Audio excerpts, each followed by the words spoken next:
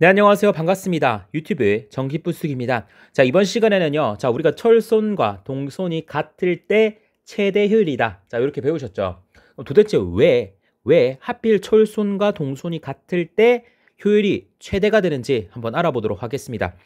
자, 그래서 우리가 변압기 효율 공식을 한번 가지고 와 보도록 할게요. 그래서 제가 항상 이렇게 안내를 해 드립니다. 자, 여러분들 요걸 기억하세요. 발, 출. 자, 요것만 기억하시면 끝이 납니다. 자, 우리 변압기 효율 공식이 어떻게 돼요? 자, 변압기 효율 공식 어떻게 돼요? 변압기의 효율은 이렇게 됩니다. 자, 우리가 효율은요, 입력분의 출력이잖아. 그래서 일단 출력기 분자로 나오고요. 그리고 요 출력이 분모로 그대로 내려가죠. 출력. 그리고 손실이 들어가야 되는데 변압기의 손실은 동손과 철손이잖아요. 그래서 동손 더하기 철손 이렇게 나타낼 수가 있습니다. 맞죠? 뭐 곱하기 100은 생각을 할게요. 자, 그래서 자, 여러분들이 변발 출출만 외우시면 돼요. 자, 변압기 발전기는 출력이 2개예요. 자, 변압기 출력 몇 개? 2개죠. 출력.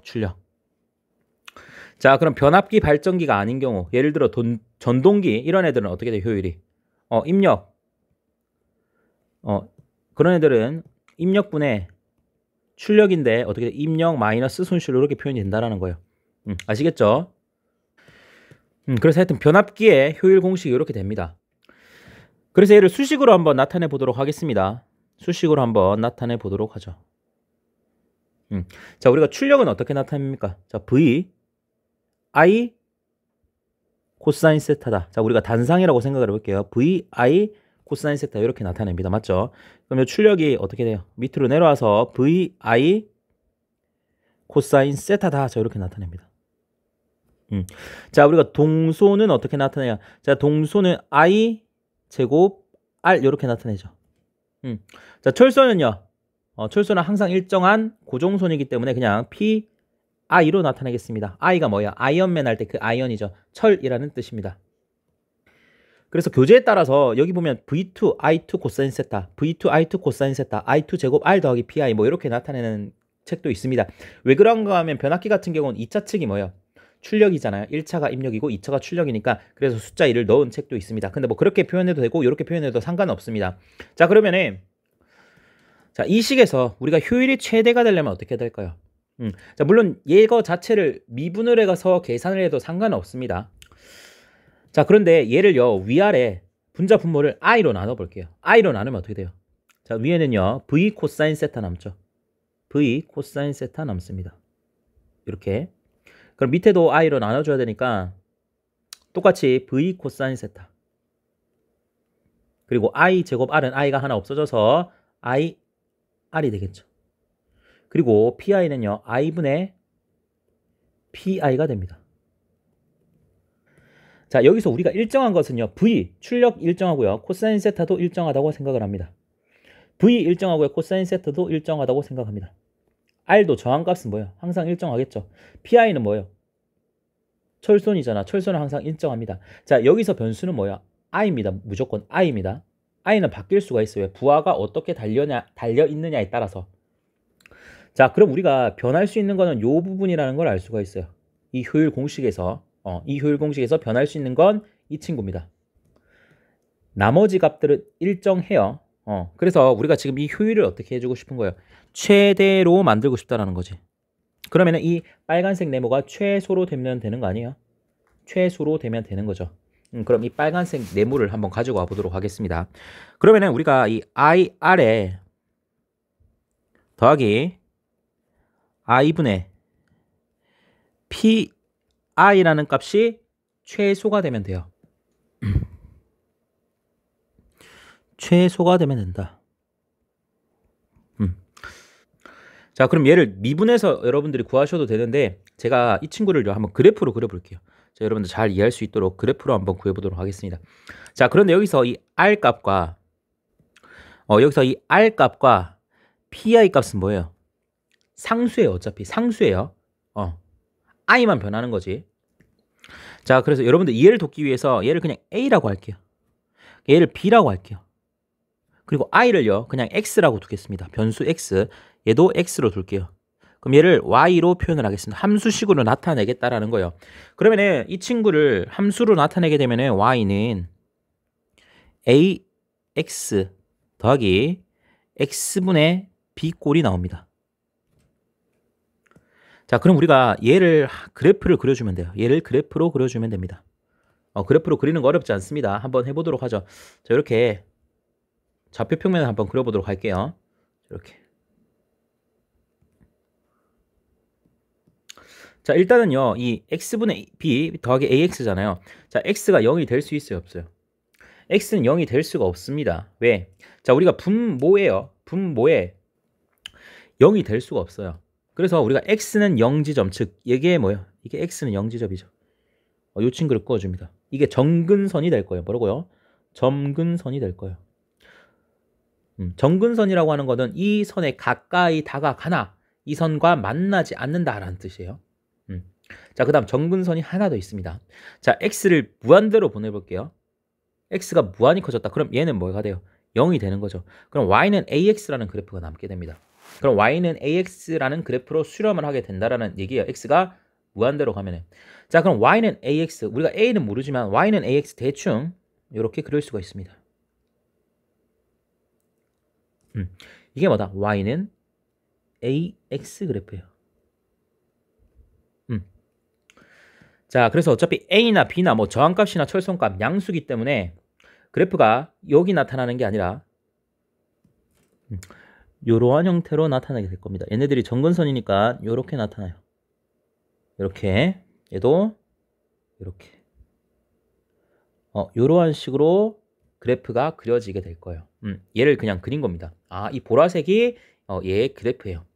자, 그러면은 우리가 여기가 x라고 했죠. 근데 사실 이 x는 i라고 했습니다. 맞죠? 우리가 당연히 전류가 양수일 때만 볼 거예요. 음수는 여러분들 신경 쓰지 않으셔도 됩니다. 그래서 자, 요 보라색 그래프만 보면 돼요.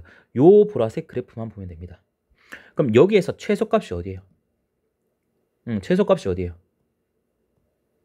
최소값이 바로 이 지점이 됩니다. 이 지점이 최소값이 되는 거예요. 맞아? 이 지점이 최소값이 돼요. 그래서 얘를 쭉 내려주시면은 어떤 값이 있을 겁니다. 최소값으로 만드는, 최소값을 만들어주는 전류값이 있을 거예요. 자, 요 지점에서 얘가 최소값을 갖는다라는 거예요. 그럼 우리가 여기에 x좌표와 여기에 y좌표만 구하면은 여러분들이 증명을 할 수가 있습니다. 자, 그럼 요 점의 좌표를 어떻게 구할까요? 자, 우리가 요 공식을 가지고 하나, 고등학교 수학입니다. 고등학교 때 고1 때 배웠던 것 같아요. 우리가 혹시 산술 기하 평균이라고 기억나시나요? 산술 기하 평균. 기하 평균.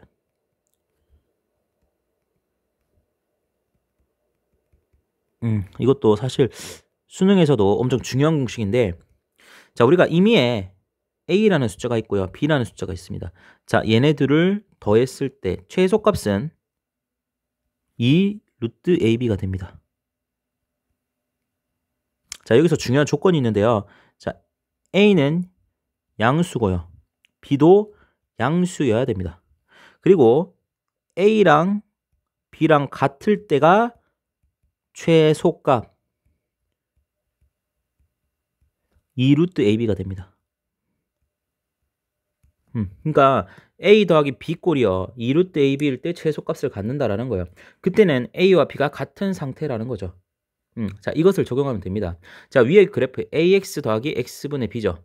자, ab 양수입니다. x도 무조건 양수라고 했어요. 그럼 얘네들 양수죠. 그럼 그대로 갑니다.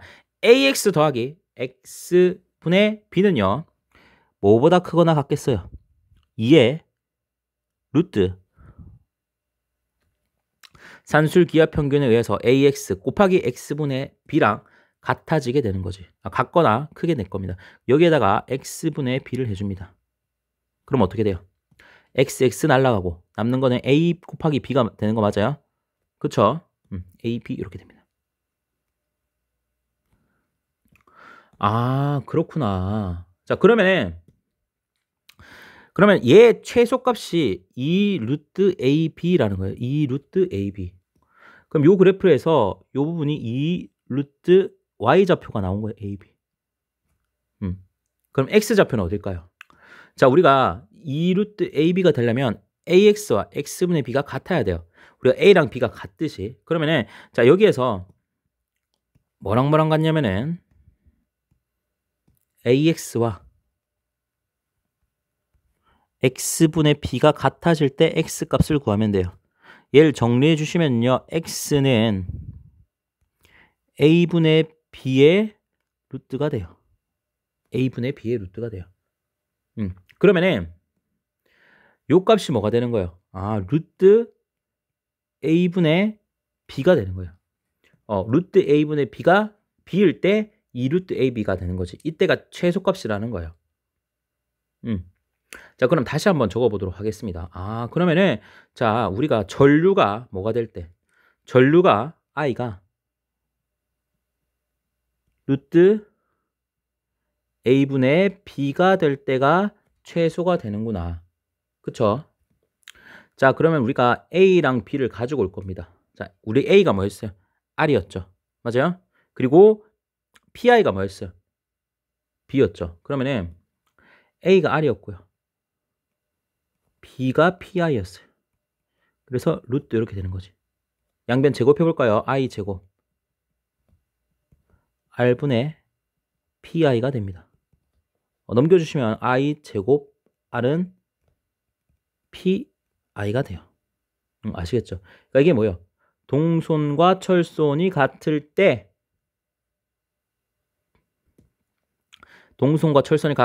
최소값을 가진다라는 거예요. 그러니까 얘가 최소값이 되니까 얘가 최대값이 되는 거죠. 이해되시나요? 약간 뭐 사실 어려운 건 없는데 수학적인 내용이 들어가는 거죠. 그래서 이것도 여러분들에게 도움이 됐으면 좋겠습니다. 오늘 강의 여기까지 할게요.